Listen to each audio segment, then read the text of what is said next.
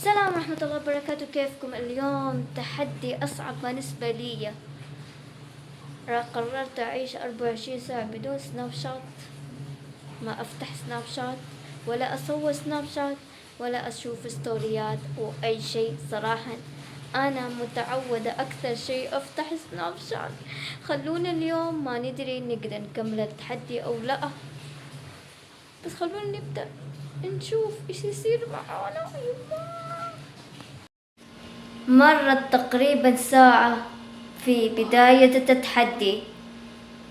كل شوية أمسك الجوال أذكر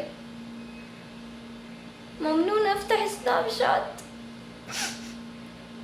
بس واضح متعودة أكثر مما ما توقعت.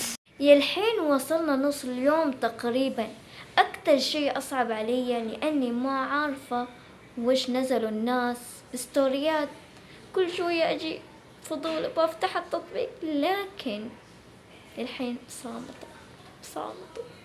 يا جماعة صار شيء خلاني أفكر أفتح سناب شات، لكن لأني بديت تحدي لازم أكمله لين النهاية.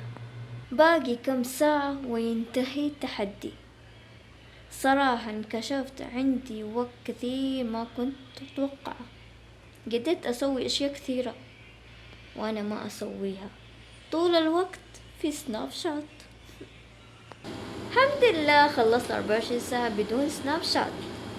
أو صراحة كان أول كم ساعة كان أصعب لي، لكن بعد تعودت شوية شوية.